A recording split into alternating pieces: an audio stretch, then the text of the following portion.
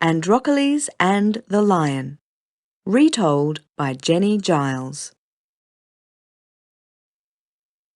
Long, long ago, a wealthy landowner lived near the city of Rome.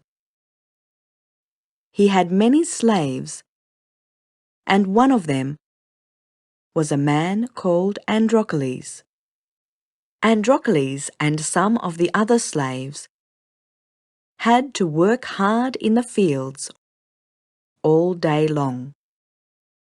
Their master was very cruel, and they were given little to eat or drink. If they stopped to rest for even a short time, they were shouted at and lashed with whips. Although Androcles had been treated roughly all his life, he was still a gentleman.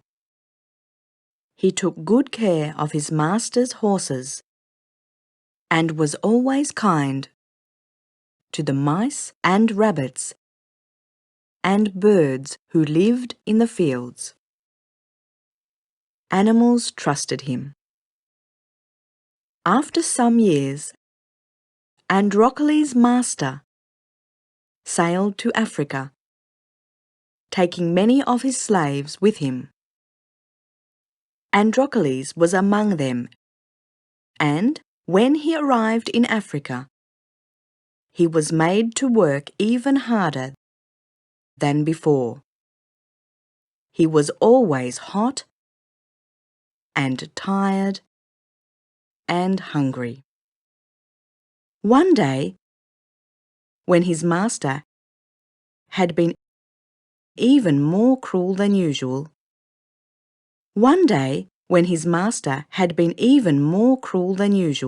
Androcles decided that he would leave and never return. He knew that his life would be in danger if he were caught, so he planned his escape carefully. He waited until there was a dark, cloudy night with no moon or stars. Then he crept away and fled down the empty road. Androcles kept running all through the night, and when morning came, he found himself in a barren land. The day was going to be very hot. The sun was already rising in the clear blue sky. By this time, Androcles was very tired, so he looked around for somewhere to hide and rest. In the distance, he could see some hills, so he stumbled towards them as the sun blazed down on him. Androcles was exhausted when he reached the hills. He found a cave in the rocks and crawled into it.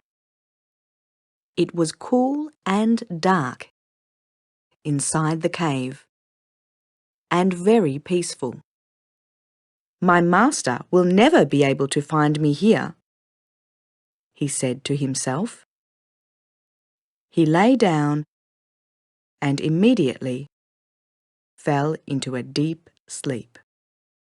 Suddenly, Androcles was woken by a loud roar. He leaped to his feet and, to his horror, saw a great lion. Its mouth was open, and Androcles could see its sharp teeth as it roared again. Androcles was terrified. The lion was blocking the entrance to the cave, and there was no way he could escape.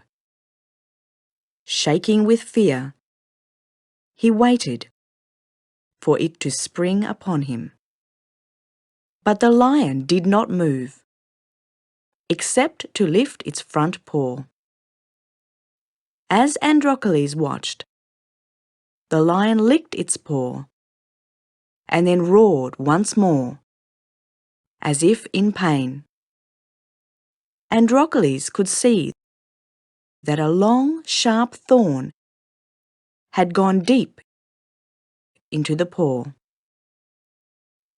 Forgetting his fear, Androcles knelt down beside the lion, as he had done so often before with smaller animals. Somehow, the lion seemed to know that it could trust him. Androcles gripped the thorn and pulled swiftly. As the thorn came out, the lion growled in pain. But instead of harming Androcles, it lay down beside him and began to lick the swollen paw. From that moment on, Androcles and the lion became friends. Androcles found shelter in the cave, and the lion led him to a small oasis. Oasis. Small. Oasis. Where there was water to drink and food to eat. And so Androcles lived happily with the lion for many weeks. But one day, Androcles was careless. He went walking far away from the cave and was seen by some soldiers who were out looking for runaway slaves. The soldiers laughed among themselves as they captured Androcles. "We will take this slave back to his master. We will take this slave back to his master, and we will get a good reward for him," they said. Androcles' cruel master was delighted that his slave had been recaptured, but he was furious with Androcles and sent him back to Rome to be punished. There he was thrown into a cramped prison cell and made to wait until there was a special holiday. On special holidays in Rome, everyone came to watch prisoners being forced to fight against wild animals. Thousands of people came to see these contests in the arena. For them, it was thrilling entertainment. They did not care that slaves were hurt or killed. They shouted and cheered as the fights went on. When the emperor arrived, the contests began. Soon it was Androcles' turn. He heard the noise of the crowd as the soldiers dragged him out into the arena. He was given a small spear to use and then left standing all alone. He looked up at the rows of people seated high above him. They were all waiting in excitement for his fight to start. Androcles knew what would happen next.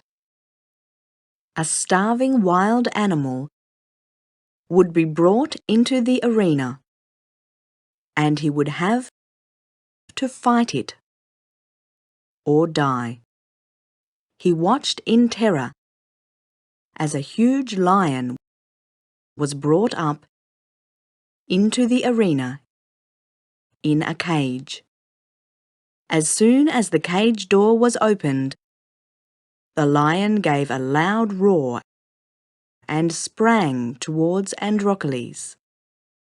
But at that moment, Androcles knew that he could not harm any animal, no matter how fierce it was, and no matter how frightened he was. He dropped the spear and stood quite still, waiting for the lion's sharp claws and teeth to strike him. Then, suddenly, the lion stopped charging. It gazed at Androcles and padded across the arena towards him. Then the great, fierce lion stood in front of Androcles. Slowly, it lowered its head and licked Androcles' hand. The crowd fell silent and watched in amazement. Androcles sighed with relief as he recognized his old friend from the cave. He put one arm around the lion's mane, and man and beast stood side by side. There would be no fight between Androcles and this lion. Instead of being angry, everyone in the crowd cheered. Never before had they seen such a sight.